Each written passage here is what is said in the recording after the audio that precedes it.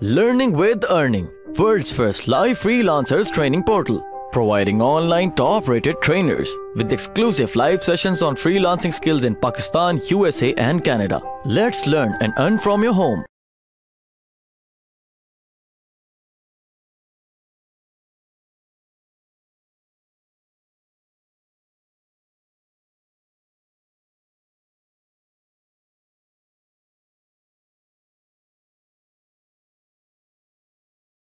अच्छा जी, यहाँ पर है हिमालयन सॉल्ट। ये पिंक रॉक सॉल्ट एडिबल जो है, मैं इस वक्त गूगल यूएसए में ही सर्च कर रहा हूँ। ठीक है, google.com पीके वगैरह कुछ नहीं है। और इसके ऊपर जो है जी, natural salt lamps dot WordPress, बिल्कुल जिसको हम कहते हैं मक्खन मलाई कीवर्ड है ये, मेरे हिसाब से इजीली रैंक हो जाएगा। bestpingsalt.com। ओके, ये जो चीज़ रैंक कर रही है दैट इज कॉल्ड पैरासाइट। ठीक है, ये विकीपीडिया आ गया, ये अमेजोन आ गया, अमेजोन आ गया, और मिनरल रूट वगैरह ये हिमालय का रूट शो करता है।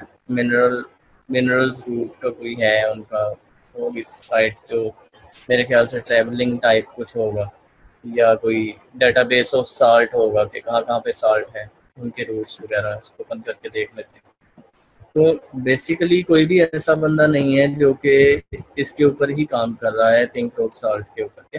आप इसको कर सकते हो, ये जिसका भी कीवर्ड है आप इसके ऊपर साइट बना सकते हो। अभी इसका अगर मतलब केसी वगैरह देखना है तो मैं ट्राई करता हूँ, अगर मेरे पास तो आ जाए।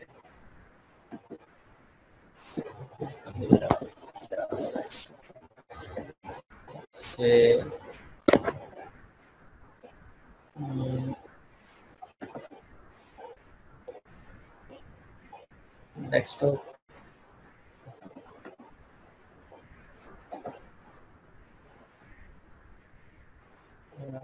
Rock salt lamps. अच्छा जी, दूसरी स्क्रीन आपको दिख रही है अभी, ब्लू सी उसकी RDP screen.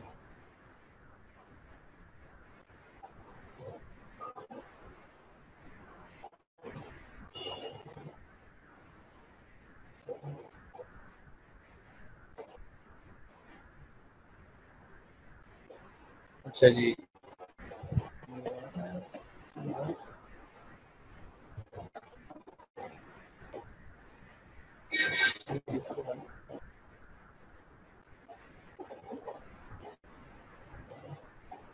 Long tail pro तो हम लोग अपने पे भी चला सकते हैं, मेरे पास यहाँ पे वो थोड़ा स्लो है।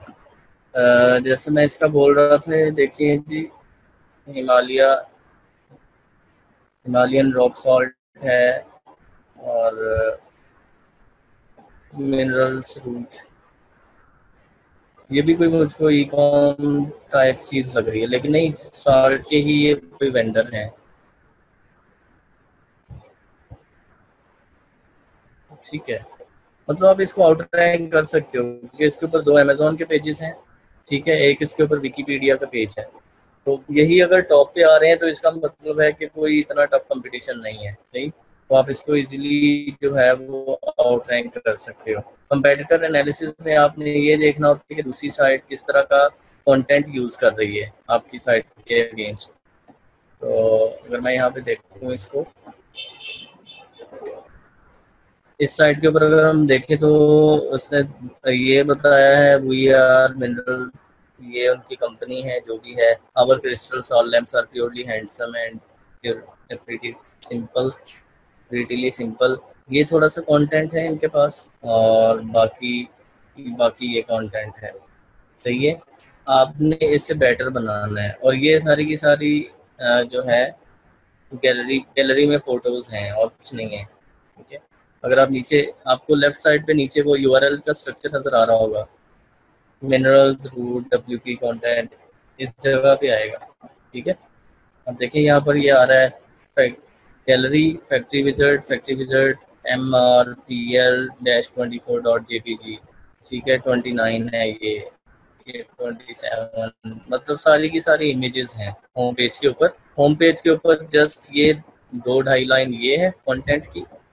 ठीक है, और बाकी की जो कंटेंट की लाइन है वो ये पैराग्राफ है, that's it.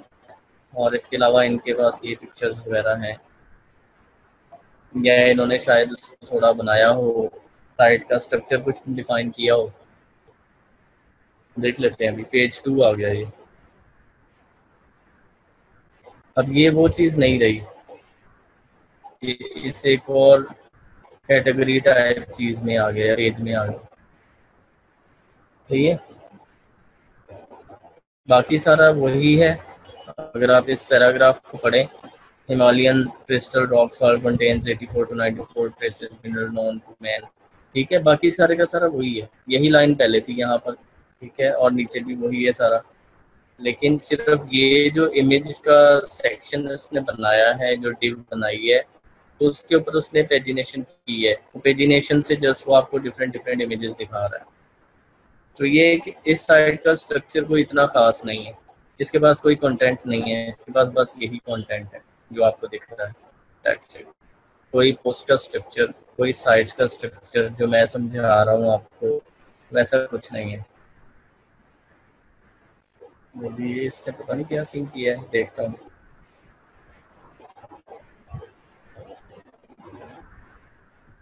That's it. This is just from gallery. हाँ, कुछ नहीं है इसके पास, कोई पोस्ट का स्ट्रक्चर नहीं है, कुछ नहीं है।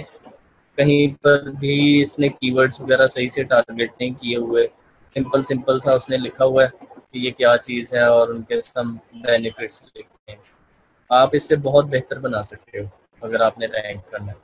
ठीक है, अभी कितने बंदे ऐसे हैं जो कॉन्फिडेंट हैं साइट स्ट्रक्चर के बारे में कि हम लोग इससे अच्छी बना सकते हैं, वन लिखे टाइप करें फॉर दिस कीवर्ड, या कोई कंफ्यूजन है कि इससे बेहतर कैसे बना सकते हैं तो पूछ सकते हैं। गुड गुड, ठीक है। तो ये एक कीवर्ड था जो अभी किसी ने बताया, तो कंपेटिटर एनालिसिस में हमने सिर्फ ये देखा कि कितनी साइट्स हैं। यहाँ पर विकिपीडिया है, इसका no issues, Amazon no issues, Amazon no issues, ठीक है। ये मिनरल रूट को हमने देखा।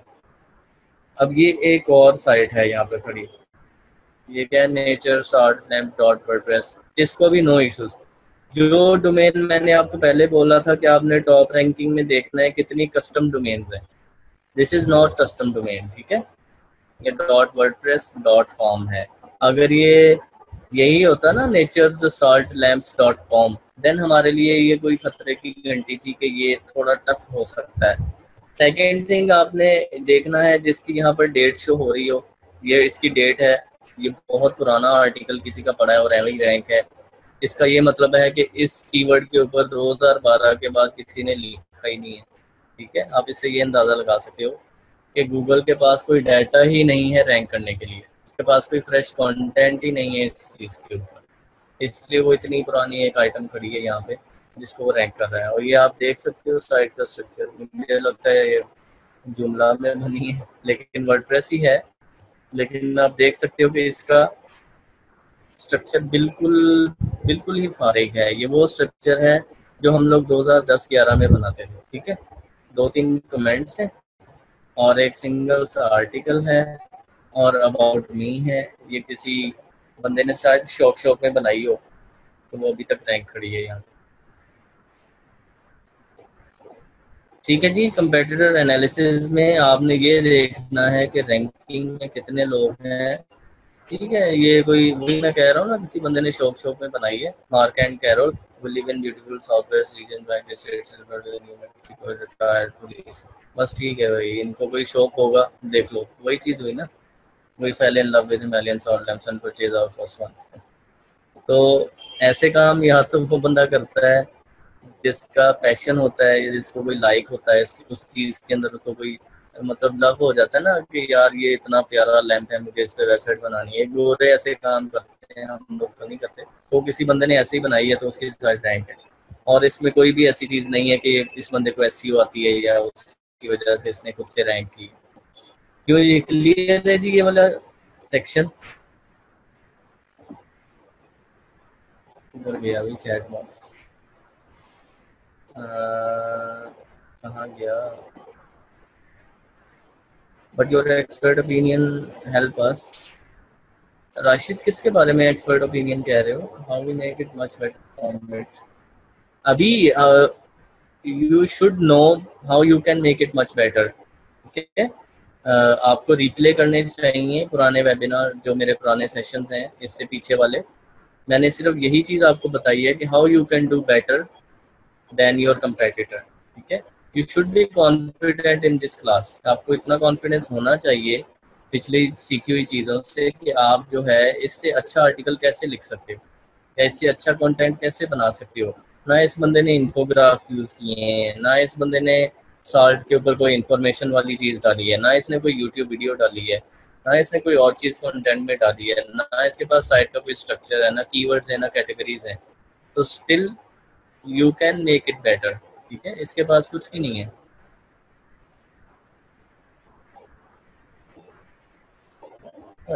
सर के कीवर्ड कंपटीशन में CFTF देखना मस्ट है? नहीं, ज़रूरी नहीं है। आपको ये देखना है कि रैंक कौन है, और CFTF और ये वाली चीज़ें तो वो बता देगा ना आपको, केसी जब आप निकालोगे। मैं आगे मैनुअल एनालिसिस बता रहा हूँ कि आपने मैनुअली क्या क्या देखना है। जी अनस, अगर एग्जैक्ट मैच डोमेन रैंक हो तो देन वो आपके लिए टफ चीज़ है।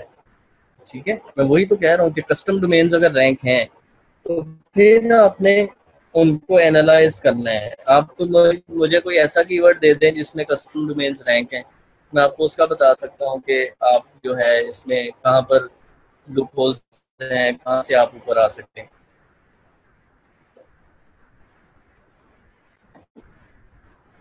अच्छा जी, बाकी था इसमें। अच्छा, ये दूसरी साइट भी हमने देख ली, पहले भी देख ली। ये तो बहुत ओल्ड थी। आगे अमेज़ॉन है, अमेज़ॉन है, इसमें कोई इशू नहीं है। ठीक है, ये हब पाक है। हब पाक mean it's a Pakistani site, तो इससे आप कोई भी वक्को ना रखें अच्छी SEO की, बिल्कुल भी ना रखें। ठीक है, हब पाक तो इसका मतलब है गूगल के पास कोई डाटा ही नहीं है, तो वो ढूंढ रहा है कि किसके पास ये टॉपिक वन टाइम ही जिस बंदे ने ऐड किया हो उसको बस रैंक कर दो। सही है, ये सीन है। जी अनस, कोई कीवर्ड मुझे आप दिखा दें, मैं किसी और कीवर्ड का बता देता हूँ।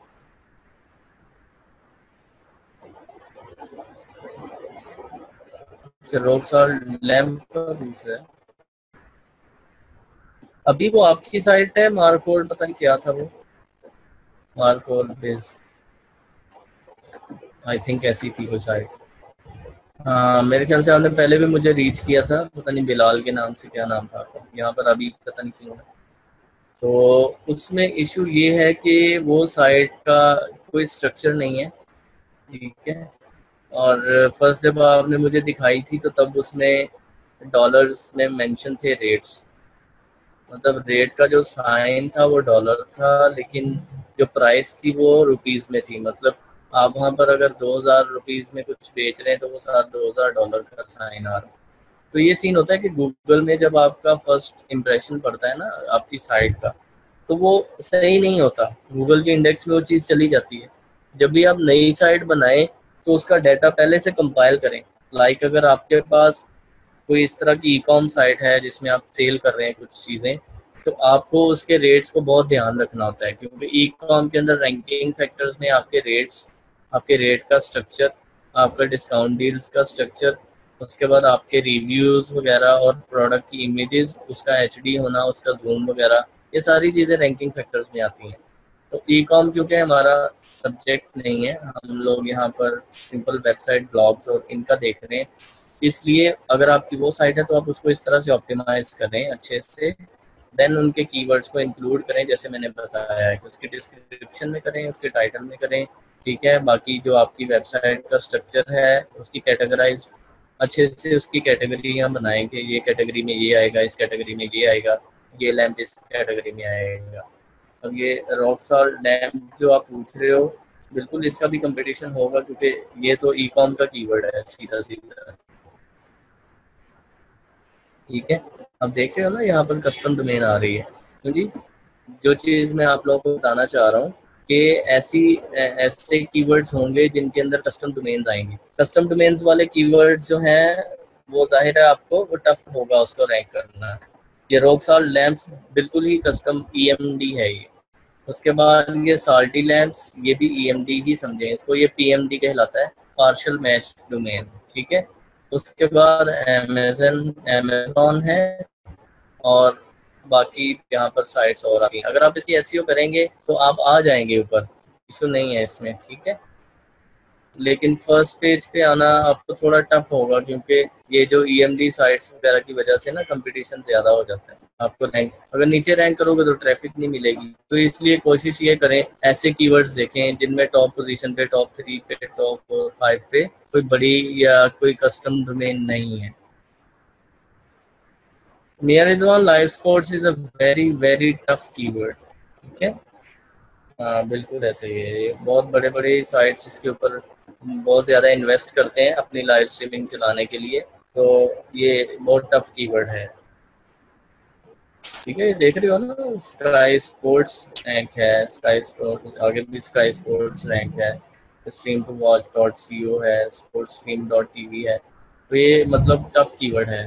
इसके लिए आपको मतलब टाइम लगेगा, इन्वेस्टमेंट वगैरह लगाओगे, उसके बाद फिर आप देख सकते हो कि कहीं पर आपको कोई पोजीशन मिल जाए।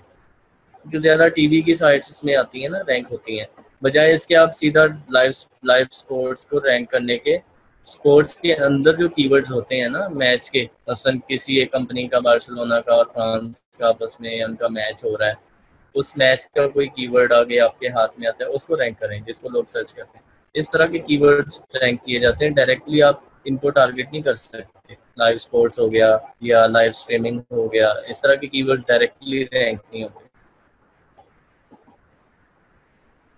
मतलब टफ होते हैं, बजट चाहिए होता है काफ़ी उनके लिए।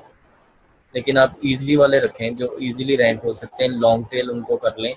उन इस लाइव स्पोर्ट्स के अंदर जो इवेंट्स होने जा रहे हैं, टेनिस है, क्रिकेट है, हॉकी है, स्विमिंग है, उनके अंदर जो इवेंट्स हैं, उनके अंदर जो मैचेस हैं, उनके नाम को टारगेट करें, या उस मैच के अंदर जो प्लेयर्स खेल रहे हैं उनके नामों को टारगेट करें, उनके कीवर्ड्स देखें क्या मिलते हैं गूगल में, वो रैंक करने ईजी होंगे, ठीक है। अच्छा जी, इसके अलावा किसी और भाई का कोई कीवर्ड, अनस का था, कुछ पूछ रहे थे एग्जैक्ट मैच।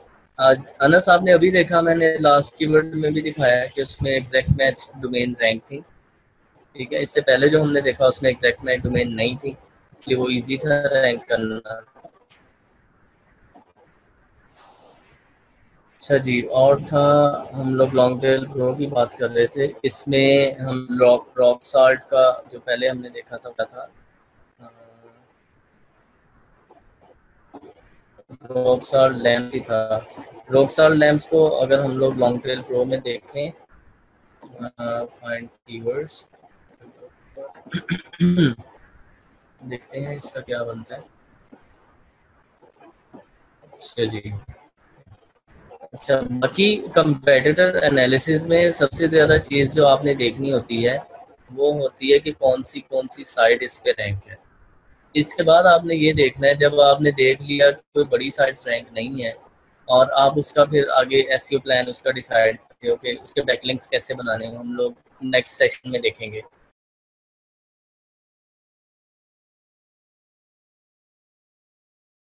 उम्मीद करती हूँ स्टूडेंट्स आपको आज का टॉपिक भी समझ आया होगा। जो चीज़ें आपने समझी हैं वो नोट्स की फॉर्म में भी अवेलेबल है। मेक श्योर आप ये वीडियो को बार बार रिप्ले करें जब तक आपके जहनों में डाउट्स क्लियर नहीं हो जाते।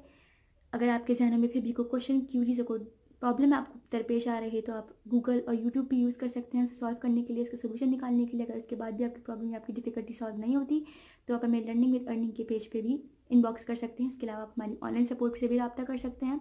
मेक श्योर कि आपको एक टॉपिक क्लियर हो, उसके बाद ही आप नेक्स्ट टॉपिक पे मूव करें। आप हमारा ऑनलाइन क्विज क्लियर करें, आप हमारा ऑनलाइन टेस्ट क्लियर करें, उसके बाद आपको एक सर्टिफिकेट अलॉट किया जाएगा, उसके बाद ही आप नेक्स्ट टॉपिक पे मूव कर सकते हैं। अल्लाह हाफ़िज़।